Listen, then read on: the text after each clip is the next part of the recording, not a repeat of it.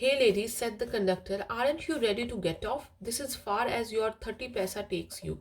No, Welly said, I'm going back on this same bus. She took another 30 paisa from her pocket and handed the coins to the conductor. Why? Is something the matter?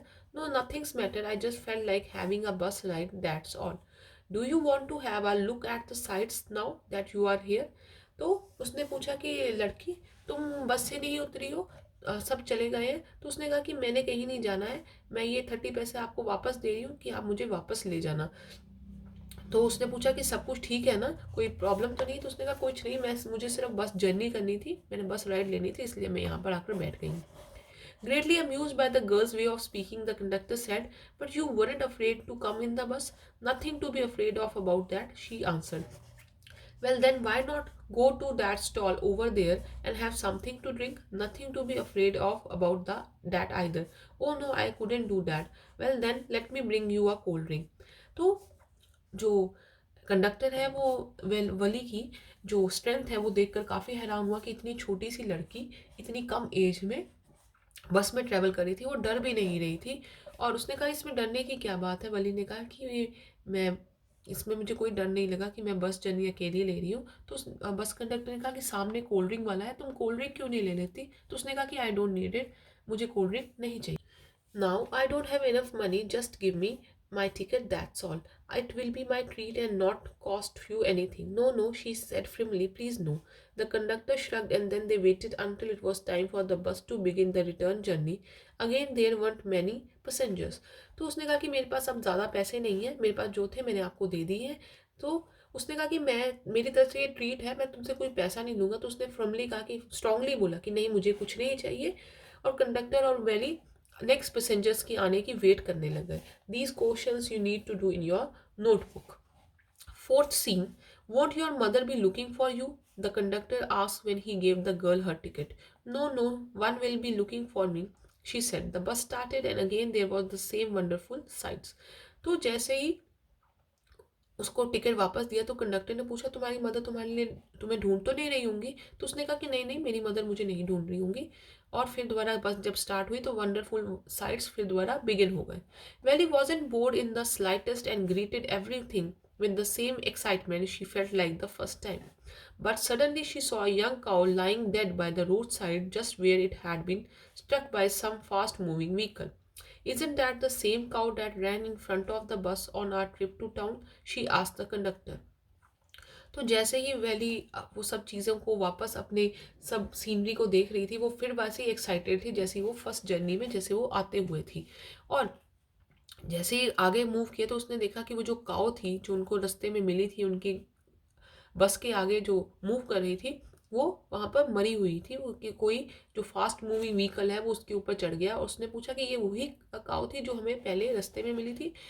The conductor nodded and she was overcome with sadness. What had been a lovable, beautiful creature just a little while ago had now suddenly lost its charm and its life and looked so horrible, so frightening as it lay there, legs spread alleged, a fixed stare in his lifeless eyes, blood all over. तो conductor noted कहा कि हाँ बिल्कुल ये वही है। और बेली बहुत सैड हो गई कि देखकर कि वो ब्यूटीफुल लविंग यंग काउ कैसे सड़क पर मूव कर रही थी और अब कैसे लाइफलेसली वहाँ पर सड़क पर पड़ी है और सब जगह क्या ब्लड मूव किया हुआ है। The bus moved on and the memory of the dead cow haunted her, dampening her enthusiasm. She had no longer wanted to look out of the window. तो जैसे ही बस मूव हुई तो उस memory of the जो dead cow है उसको बार बार याद आ रही थी। जो उसका इंथियाज़म था, इंजॉय करने का जो स्पिरिट था, वो भी क्या है अब डाउन हो गया था और अब वो विंडो के बाहर भी नहीं देख रही थी। She sat thus glued to her seat until the bus reached her village at 3:40. तो वो वहीं पे चुपचाप बैठी रही और जब तक जो उसकी विलेज की बस है उसके टाउन में नहीं पहुंच गई। कितने बजे? 3:40 पे। She stood up and stretched herself. Then she turned to the conductor and said, well sir, I hope to see you again. तो वो वहाँ से अपनी सीट से खड़ी हुई और कंडक्टर से मिली और उसको बोला कि हाँ सर, शायद हम फिर दोबारा कभी मिल सकते हैं। Okay madam, he answered her smiling, whenever you feel like a bus ride come and join us and don't forget to bring your fare. उसने भी बोला कि हाँ जी बिल्कुल, जब भी आपका दिल करे आप मुझसे मिलने ज़रूर आना और अपना फेयर, अपना जो किराया है वो लाना मत भूलना. She laughed and jumped down from the bus, and then the way she went, running straight for home. When she entered her house, she found her mother awake and talking to one of Wally's aunt, the one from South Street. The aunt was a real chatterbox, never closing her mouth once she was started talking. तो जैसे ही वेली बस से उतरी, अपने घर की तरफ भागी, और उसने क्या देखा कि उसकी मदर उठी हुई है, और वो एक उनकी जो घर के पास हाउस स्ट्रीट है वहाँ की आंटी आई हुई है, और वो बहुत बोलती हैं, चैटर बॉक्स है, चुप ही नहीं करती हैं. And where you have been, said her aunt when Welly came in. She spoke very casually, not expecting a reply. So Welly just smiled, and her mother and aunt went on with her conversation.